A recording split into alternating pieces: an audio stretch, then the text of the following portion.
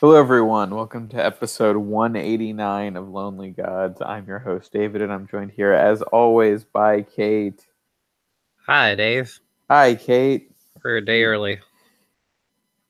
It's all about the same. Well, yeah, pretty much. And, I think we're both home alone this weekend, so, we need to get this out of the way before, the naked funker-sized party goes down.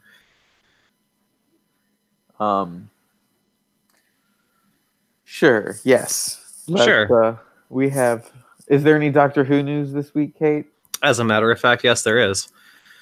So Big Finish announced this week that the upcoming volumes of the Third Doctor Adventures will feature recast actors playing the Brigadier and Liz, alongside Joe and Benton, played by their original actors.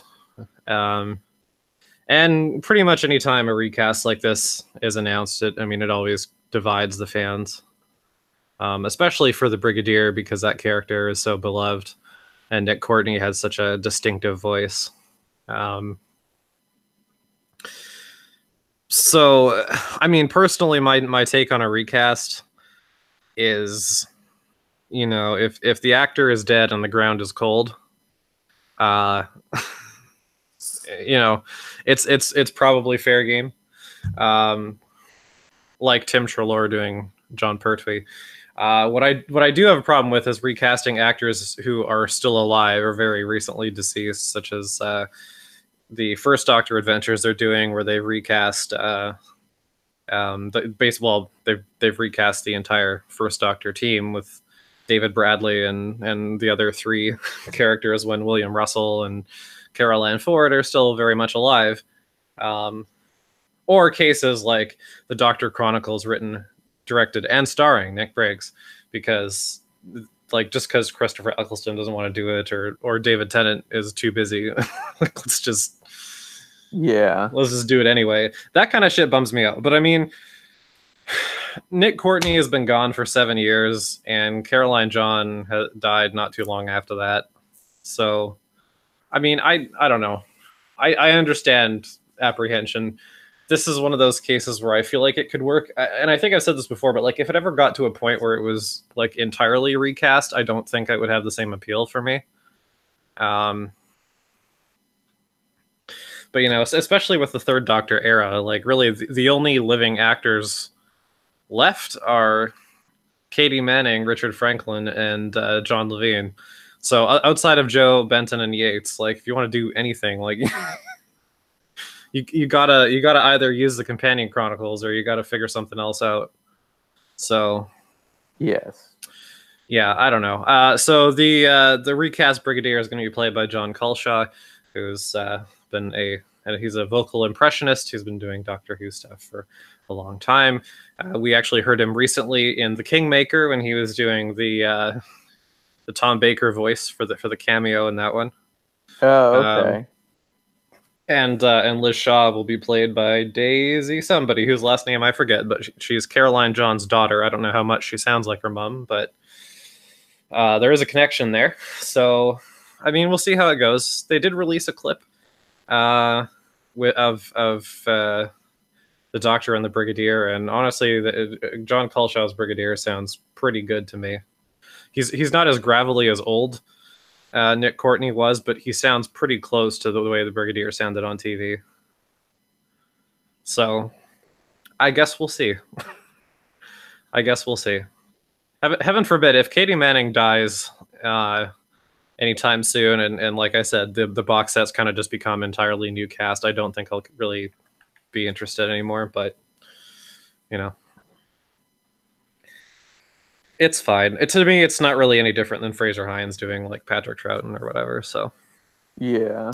What do you think, Dave? I think we need to see it.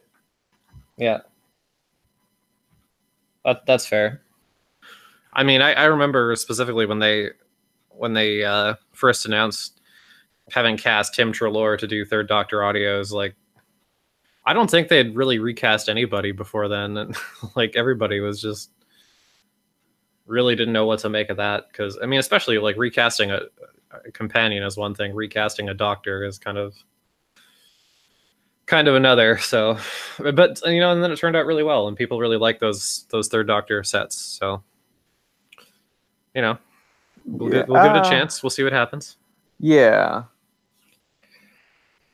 And yeah, I mean, this is again the Third Doctor time specifically, as far as actor availability, it's absolutely decimated. There's nobody left, and which is a shame because I mean, Roger Delgado and John Pertwee would have been a blast on audio. Oh, they really would have. And we did get Nick Courtney on audio, and we had Caroline John doing Companion Chronicles The Last Post, and they were great. And it's really a shame that it's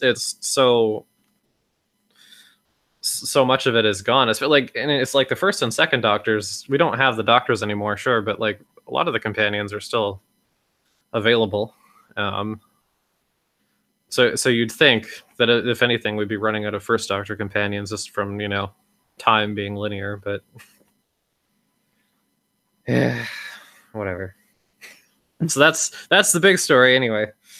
So get your pre-orders in, kids, and if you whisper that you love stories on the wind, Nick Briggs will visit you and bless your Doctor Who collection. But not if you pirated it. Then you'll be in trouble. You're having fun. Then he will not be Nick Briggs, and he will become the Dalek Supreme. So anyway, let's a reverse course out of that. Next, let's just get right into our Doctor Who for this week because there's nothing else to talk about. Yeah, and the new series hasn't aired another episode since. Have you watched any new stuff yet? Or? No, I still only seen the pilot or the premiere. See, and you're the one pestering and haranguing me to give the new series a chance. No, I'm not. I haven't said anything since that one episode. Come on, I gotta throw you under the bus for something. Someone else is haranguing you. Don't blame that on me. But I will. I'll watch it eventually. It's Halloween season, man. I'm watching spooky shit. It's not time for Doctor Who. No, I've been watching Automobiles on the weekend, so yeah, Automobiles and The Simpsons. So, how was Treehouse of Horror this year? I have not seen those episodes from last Sunday yet. Actually, I was out in the evening and I was tired and didn't feel like it when I came home. So, whatever. I'll watch them at some point. Doctor Who. Yes. Right. Anyway, first up, we have our First Doctor short trip, A Small Semblance of Home. So, well, I was going to say the latest short trip, but that's not actually true because I Am the Master came out today. But that doesn't. Whatever. So, this story is a short trip. A trip that is short. Yes. It's one of those ones that pushes the 40-minute mark, though. Yes. So it's not that short of a trip. But story-wise, it is totally just a short trip. Oh God, is it ever? So the TARDIS lands on this alien planet where the natives are obsessed with the power and protecting this tree.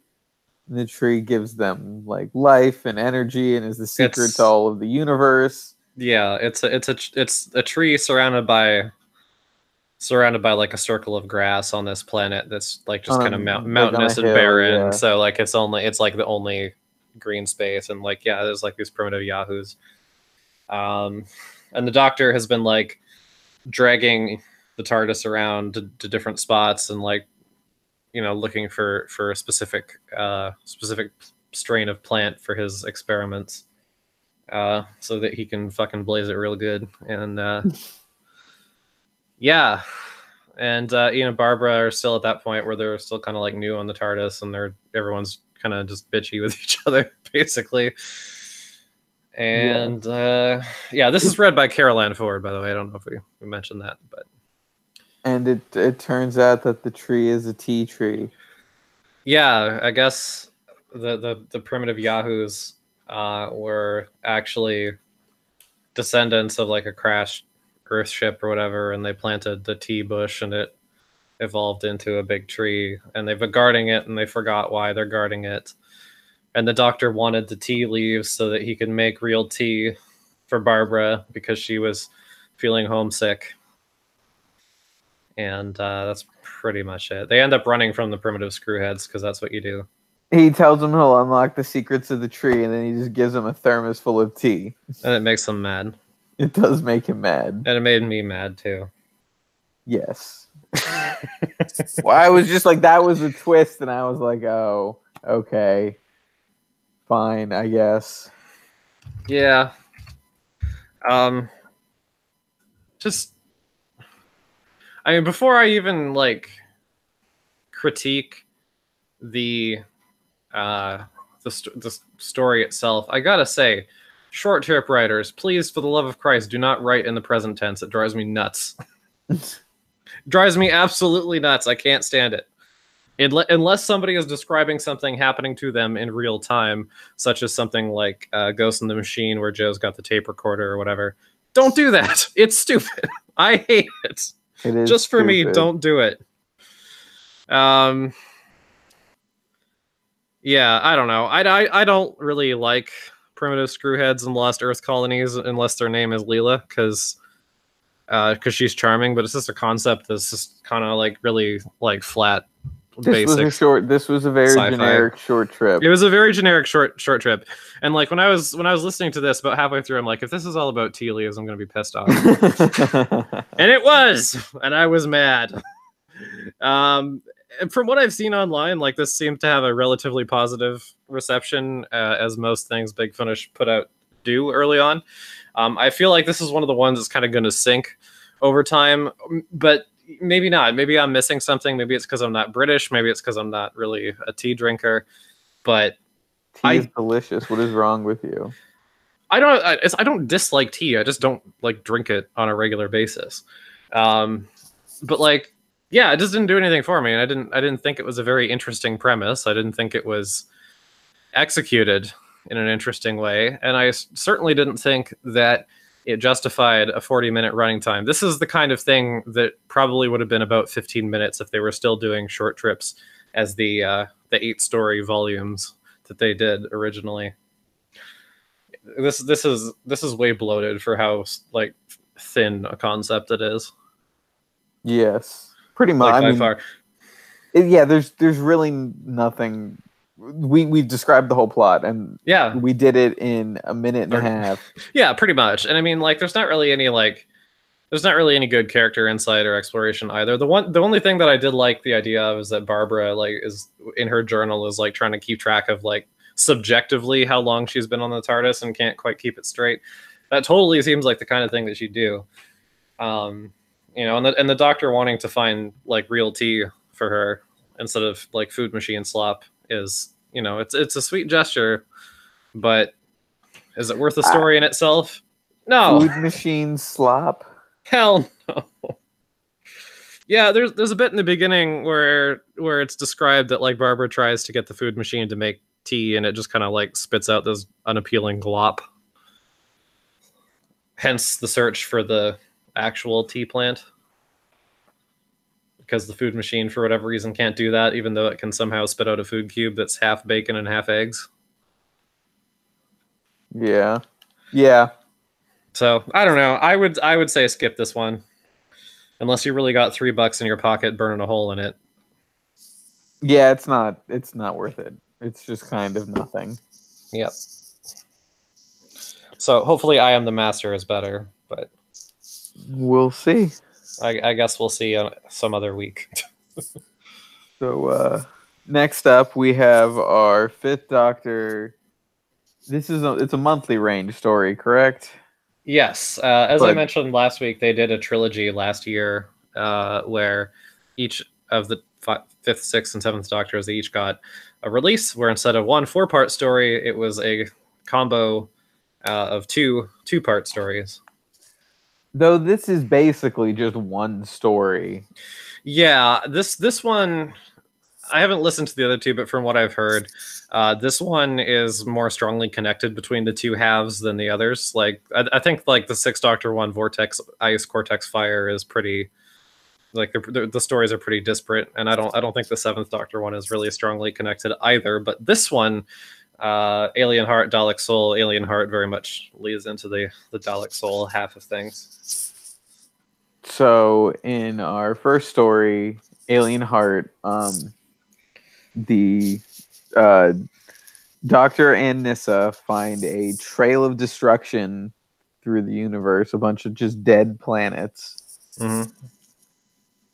And they begin investigating to figure out what happened.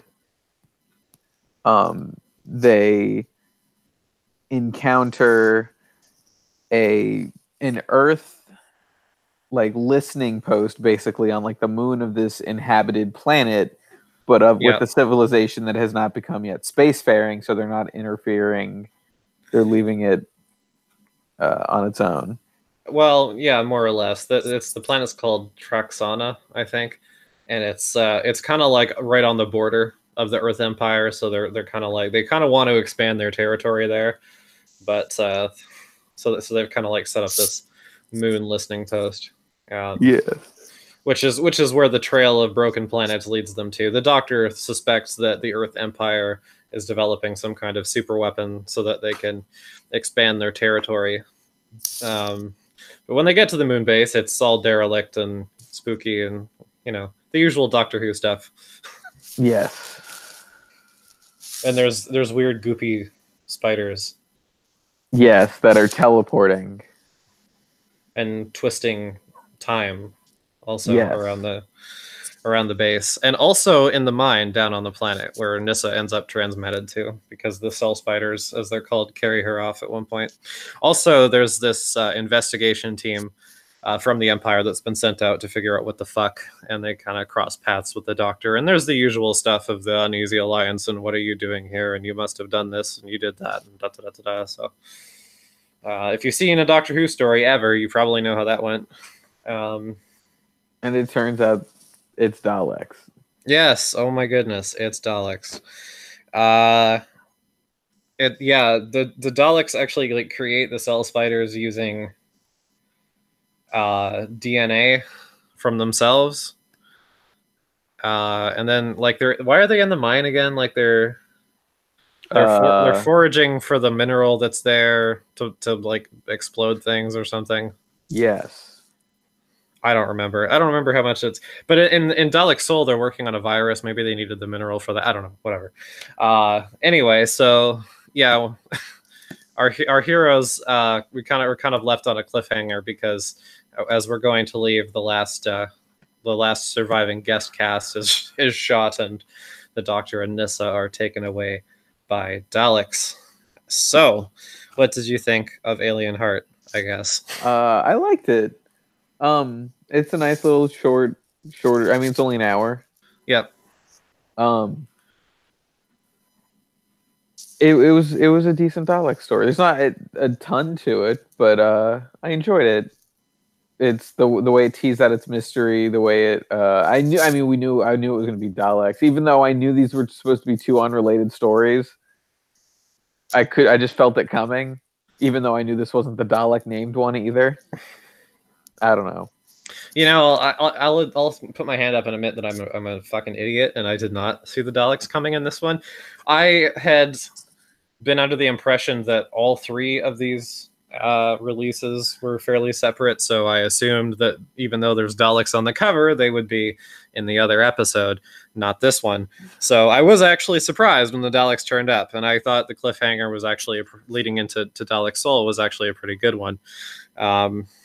So, but overall, Alien Heart in and of itself, like I think it works well as kind of a segue, and it reminds me a little bit of episodes like in the new series, where say like it's nowhere near as good, but say like Turn Left leads into, Journey's End, Stolen Earth, where it's sort of a three-parter, but kind of not really. Yeah. Or actually, we kind of had something also in the classic series with John Pertwee and Frontier in Space, and then Planet of the Daleks. But yeah, so I mean, it's an interesting way of doing things. But Alien Heart by itself, it's all right. But its Dalek reveal is much better than the Cybermen reveal in our TV story today, which was for some reason a mystery. I don't even think it was. They shot it like that. Maybe. You see a bunch of people dying by something that's like is the camera. Yeah, maybe. And then they later reveal, oh, it's Cybermen, even though the story is called Attack of the Cybermen. Well, I mean, it's like how they always leave the Daleks Doctor Who is Doctor like Who the cliffhanger when it's actually dun dun dun, and it's like the thing is called the whatever of the Daleks. Like, why is Doctor this? Who has a bad habit of doing that. Yeah, Anyway. apparently it had the. I mean, well, I guess jumping ahead a bit, but Attack of the Cybermen, the original working title was Cold War. So maybe, I don't know if they shot it before the title was changed, but anyway, they probably wanted to publicize the hell out of the fact that there was a classic monster after Twin Dilemma to get people watching the show again. But yeah. Anyway, so yeah, for Alien Heart, Soul. Oh. no, Alien Heart, I still have a few quibbles that I need to whine about a little bit, and my quibble is really only one quibble, and that is, why on earth do the Daleks make cell spiders if they're like, if they're that anal about like their DNA being pure, like why are they making like weird creatures with their own DNA? Like, it doesn't seem like something they do. Especially like after the mutant phase was basically this, only the insect Daleks became like this horrible swarm that was gonna like destroy everything. Yes. So I don't know. I don't know either. But it's not that big of a deal. Well, I mean, I guess not. It struck me as weird. Anything else? No, the prosecution rests on now, and I'm done. Talk about Dalek Soul, the much more better and interesting part. Yeah, so Dalek Soul picks up, and Nyssa and the Doctor are working for the Daleks on a virus to, like a eugenics virus, basically. The Daleks have invaded another planet called Mojax, and anyway, they've like enslaved the native people and whatever, like they usually do, and they're basically they're Nyssa is like working for the Daleks as their chief virologist, and she's been tasked with making basically this rage virus so that they can just kind of like launch it into the sky, and all of the natives will just like kill each other for them. Meanwhile, when we first catch up with the Doctor, he's actually leading some of the resistance into the Dalek base to lead like a raid on it. And we think that, you know, maybe Nyssa's been evil or brainwashed or whatever. The Doctor is still himself. But once they get into the base, Nyssa's been brainwashed again. I mean, she hasn't, but she hasn't. But we think she has, and that's part of what's clever about this. But yeah, so the Doctor like leads them into the Dalek base, and they're like, "Oh God, Doctor, look, the Daleks." He's like, "Yeah, I know." And he just kind of, you know, stands there and let them all be gunned down, and you're like, oh, oh, they're both evil apparently. Yeah, it's quite an impactful beginning. So yeah, for the second week in a row, we've got a Dalek story that's definitely on the darker side. So,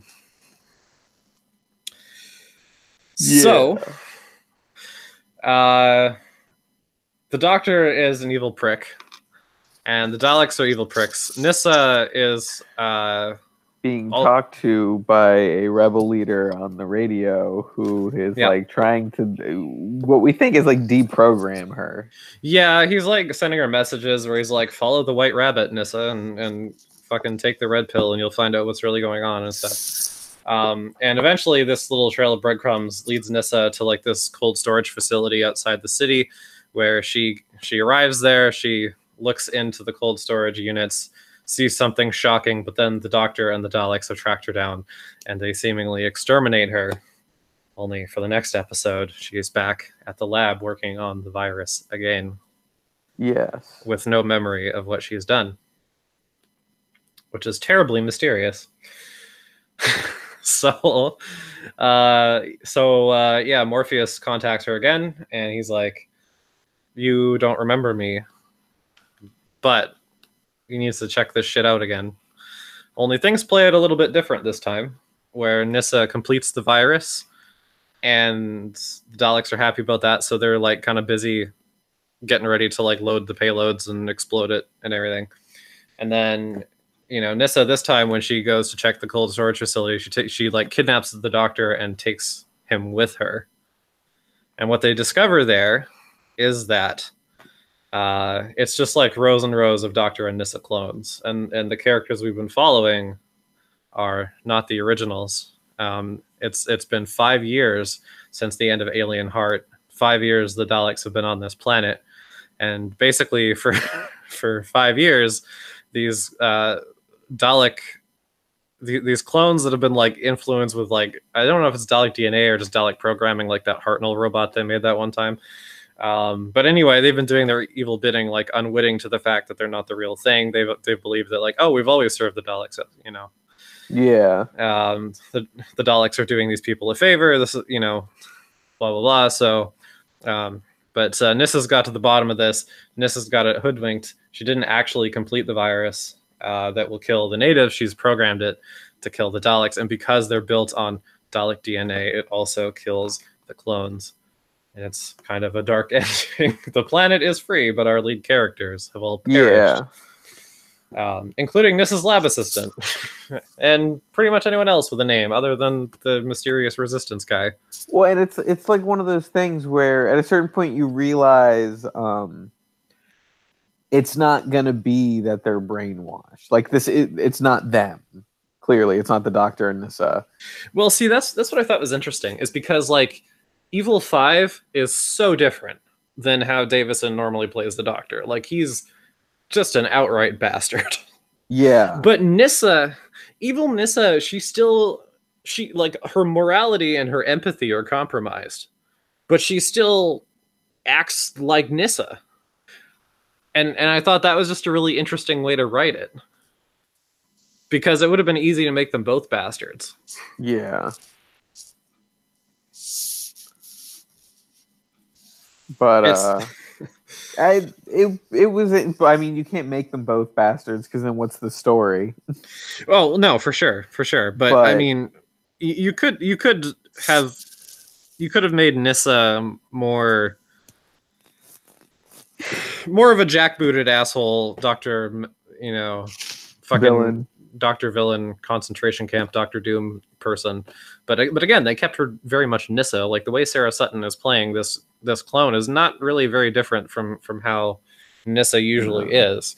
And I think it was a clever thing to do too, because not only does it give you a different take on things than being like, "Mahaha," it's also makes you it muddies the waters a bit about what's actually going on, because like, you'd think that like, okay, if it's brainwashing, like the Doctor is clearly completely nuts. But, yes. If it was brainwashing, like, Nyssa's not really that fucked up, and, like, what's going on? So, I definitely, like, once we got to cold storage, I figured that I sussed most of it out.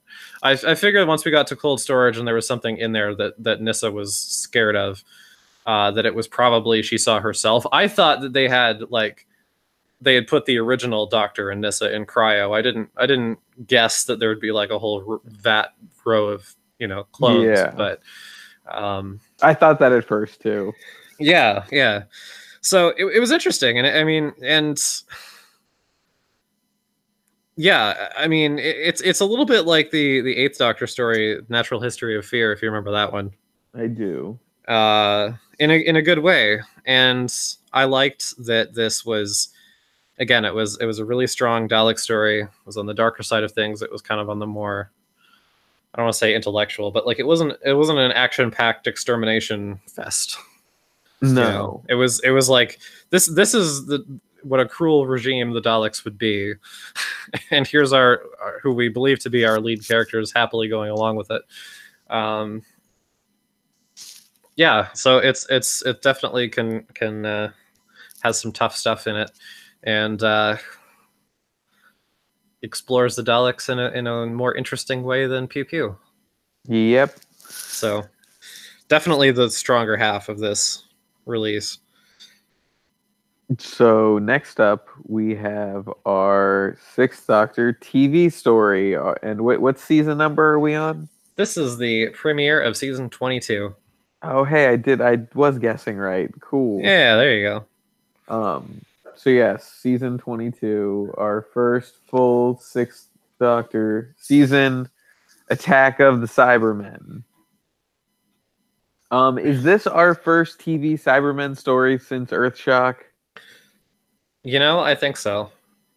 Well, this brought back a lot of memories of Earthshock, not necessarily in the best way, because that is a much better story than this. But well, I mean, Earthshock is a pretty high bar to set. So yeah, no, Earthshock's amazing. But I will start by saying that this is a much stronger story than the Twin Dilemma. I don't know how much that is actually saying either, though. That's kind of damning with faint praise, but yes, you know. But yes, so we have the Doctor and Perry landing on, I believe, it's Earth in 1986, right? 85, yes. 85. It's contemporary Earth for when this would have went out. Yes. Yeah. So, and so yeah, there's a lot of plot threads in this, but like, there's weird signals on Earth in London. The Doctor and Perry are trying to track them down. Meanwhile, Lytton, who we first met in Resurrection of the Daleks last season, he was one of the mercenaries dressed as policemen who was working for Davros. He was left alive on Earth in 1984 at the end of that story. So we're catching up with him here, and he's leading a gang of criminals into the London sewers, ostensibly to rob diamonds or a bank or something. And they're gonna go into the sewers anyway. And there's things in the sewers that are stalking and killing people. And oh my God, Dave, it's the Cybermen. And it is the Cybermen stalking and killing people. What are they doing in the London sewers in 1985? I'm trying to remember. Good answer. The answer is that they have captured a time ship on Telos, where the tomb of the Cybermen is. By the way, this story is loaded with continuity. So, yeah, with where Tomb of the Cybermen, I guess they're using it as their command center again, or before. I don't know, but anyway, they've got a time ship. Only one time ship. They didn't develop one like the Daleks did. They just captured one, so they don't actually know how to like reverse engineer that. There are like two aspects of the story that confuse me a bit. One of them is, yes, why are but that doesn't explain why the Cybermen are on 1985 Earth. Having a time machine and the rest of their plot actually has nothing to do with 1985 Earth. Well, it does. It does. The next part does, yes. Because. The reason is that they are there because if you remember back all the way in 10th Planet, that story, the original Cyberman story, 10th Planet, that story was set in 1986. And at the end of the story, Mondas gets blown up. So they're trying to go back in time, and they're in 1985, and they're like preparing to try and like change history so that Mondas doesn't get blown up by the first Doctor. Yes. Meanwhile, Lytton actually the whole time has been leading his bunch of petty criminals into the hands of the Cybermen. And the Doctor and Perry turn up, and they briefly team up with a cop who is undercover in the outfit of criminals. Yes. But they get, things go badly. The Cybermen like force their way into the TARDIS, and everybody kind of ends up on Telos. Also, meanwhile, there's been two like halfway converted Cybermen rejects in the workforce on Telos that have been trying to escape the planet by knocking the head off a Cyberman and then stealing the helmet because he'll scoop it out like a jack-o'-lantern. just put the helmet on. They're gonna pose as prisoner and Cyberman. Yeah. Yes, exactly. Their plot line was kind of superfluous. It didn't go anywhere. Yeah, it really didn't. Because spoiler alert, they're all gunned down mercilessly near the end. So they make it to like the door of the hangar, but there's Cybermen in there and they just get shot. So along with like the last surviving of Lytton's crew. But anyway, so everybody gets on Telos. The Cybermen have invaded the TARDIS and like beat the hell out of the Doctor and made him take him there, which I didn't think they could do because I thought there was like a no weapons thing in the TARDIS, but It changes depending on the writer. Yeah. Well, anyway, so they all get to Telos, and they get locked up, and they meet the Cryons, who are like ice people that are like the natives of Telos. And it turns out that there's only a few of them left, but they were the ones who hired Lytton, not the Cybermen, and he's there to like help them like overthrow the cyber plan. Yes. And then there's a lot of running and screaming and shooting and people bad costumes dying in horrible ways, and basically, yeah, and then all the Cybermen are dead because the Doctor shoots them all, and then everyone else besides the Doctor and Perry are dead because the Cybermen shoot them all, and then the Doctor was like, "Oh man, I was wrong about Lytton." And then the whole tomb blows up. No, it doesn't. Does it? Yes, it does. At the very end, does. It all explodes because this must be after Tomb then, because it's very much intact when Troughton gets there. Yeah, because the cryo. Yeah. That's right. Oh yeah, because the cryo put the little the sonic spear in the box with the explosives, and it set off the little explosives in the room full of explosives. Yeah, there was a lot of explosions and yeah, so the whole tomb blows up at the end. I forgot about that. I can't believe you forgot that the whole tomb blows up. I'm sorry. What do you want from me? This is this story should be a lot better than it is, I feel like. I mean, I like it. I like it too, but it's like I feel like quality-wise, like I enjoyed it. Yeah, there's a ton of continuity. It's not just the Cybermen stuff and Lytton. It's also like they land back in the junkyard from Unearthly Child. Like the Doctor fixes the chameleon circuit for like 40 minutes. Yes, but but even that part, like there's a lot of stuff, like superfluous stuff in the story. Like as a story itself, it's kind of very average, but I like the elements too. Like this is, and even at the beginning, Perry and the Doctor's relationship like normalizes midway through the episode and is good through the rest of it. But at the beginning, we still get some of that weirdness from the twin dilemma because like Perry's on edge. I mean, I think Perry's on edge, but justifiably so. But by this point, I feel like Colin Baker has kind of settled down. Like he's the characterization is still more aggressive than Five was, but like he's not totally fucking schizo like he was in Twin Dilemma by any means. I mean, he's theatrical and dramatic. He's also Kate. Yes, Kate. What the fuck happened to the music? Oh yeah, I was wondering if you were going to mention that. I had that in my notes too. Just horrendous music. The 80s finally caught up with Doctor Who. Yeah.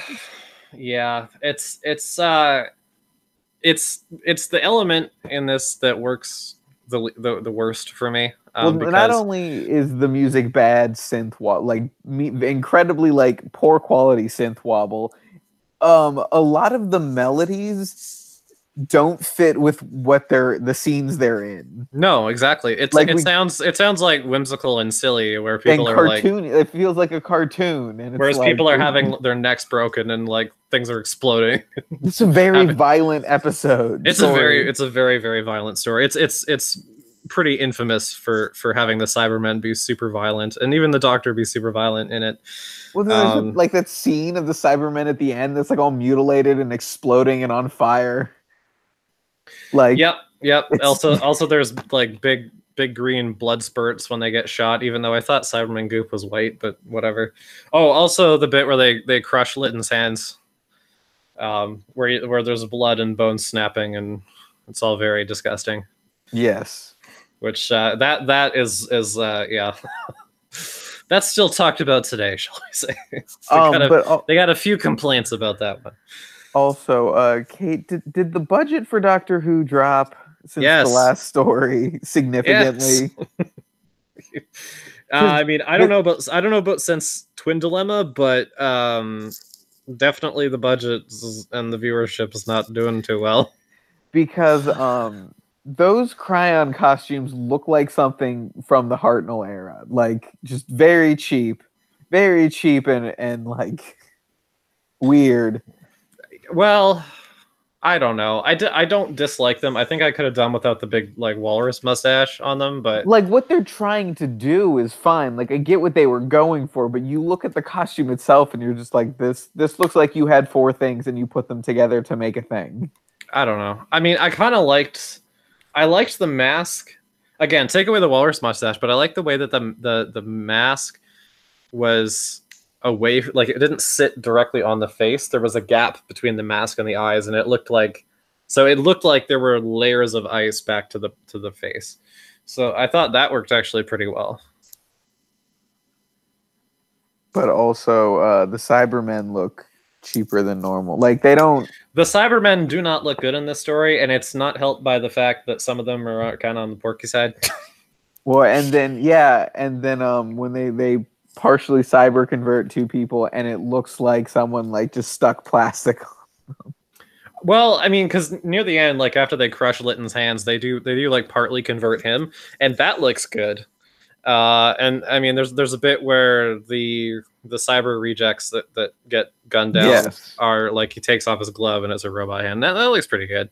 So I don't know. Maybe the Cybermen are bloated because like it seems like the tombs are like not being air conditioned very well these days, and kind of like rotted and gross. The cryons are sabotaging them too.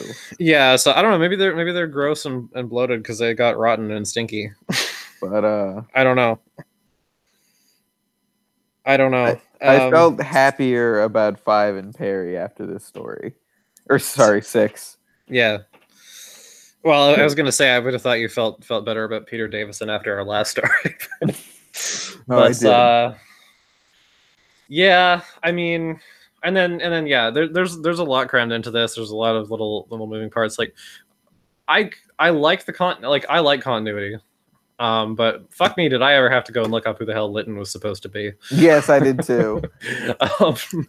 So maybe there's such a thing as too much. I don't know. Or maybe we would have remembered better if it hadn't been strung out with like 30 months of audios. But yeah, I don't know. I mean, I still think you could have taken out the like worker escape plot line. That was completely unnecessary. There was some cool stuff. I mean, it was nice to see somebody like bat a Cyberman's head off with a fucking pipe, but didn't really serve much of a narrative purpose because they all died anyway. And I mean, Eric Sayward, the script editor, talked about that in the extras, like on the DVD release, where he was saying that it wasn't meant to be cheap that those 3 dudes like almost made it to the craft and were shot down. It was meant to make you sad. And I'm like, well, I mean, I guess, but like. The difference is that like one of Litton's goons, like he had a part in the story and did stuff, whereas the other 2 guys were totally separate from everybody else for like pretty much the entire time and didn't actually do anything. Yeah. So on the one hand, you have a character who was a criminal but had a bit of a heart, and you could be maybe sad for it. And then on the other hand, you have 2 characters who are part robots that did nothing. Yes. So it only kind of halfway works. You can't Game of Thrones them if you don't care about them. Anyway. So yeah, I don't know, but whatever. This is a definite fucking improvement from Twin Delay. I mean, that's not hard. No, but I mean, yeah, it's that's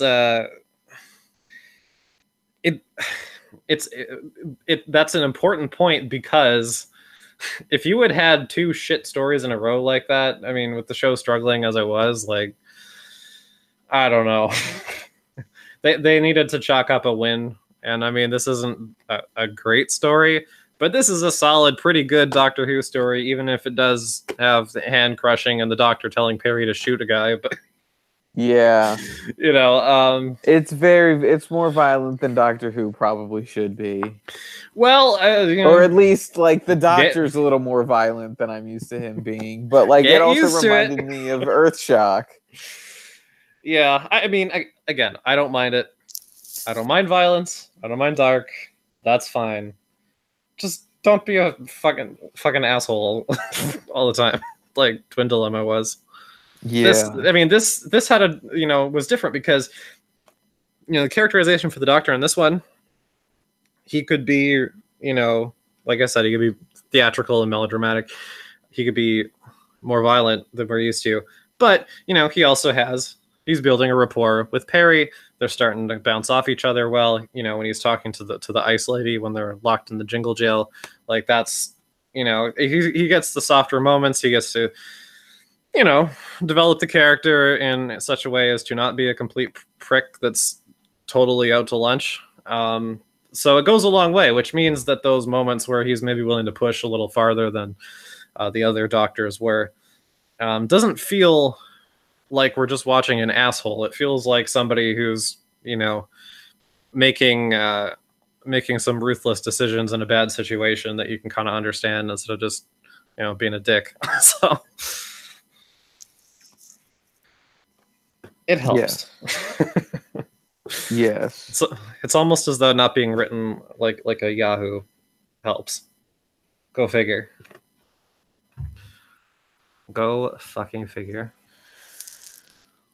Well, that's about it for this week. Yeah, that about wraps up the old fucking Doctor Who corral.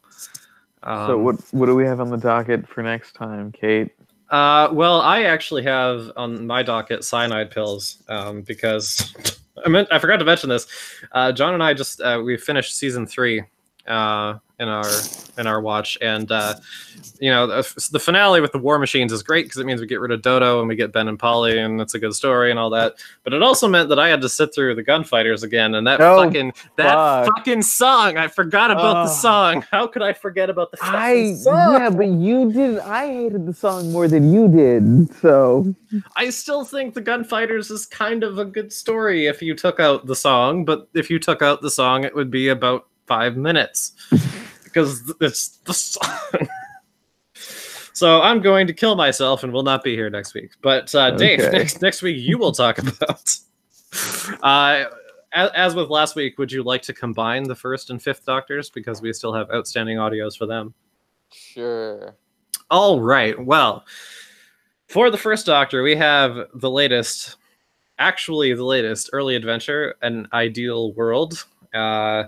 So that'll be that. It's as all of the early adventures this season, it is a 1st Doctor, Stephen and Vicky yarn. I don't know what it's about. Okay. We'll find out. And for the 5th Doctor, we have his entry in the Classic Doctor's New Monsters Volume 2 box set, Empire of the Rachnos, which is a monster I don't think anybody ever asked for coming back, but yeah. The Big Finish did it anyway, so enjoy. Nice. Oh, yeah, and also Colin Baker, I guess, exists, doesn't he? So we'll be continuing season 22 on television with Vengeance on Varos. Enjoy. It's pretty good, I think. Okay. Interesting. It's a lot of TV right in a row, Kate. Yeah, well, what's wrong with that? Nothing, I suppose. It means we. I think that, I mean, it's just, if you're a Big Finish, do you want to write stories constrained by TV continuity, or do you want to write stories after season 23 when you can do whatever the hell you want? After season 23 when you can do whatever the hell you want. Bingo bango. Fine. All right. But, so yeah, that's it. Bye, everyone.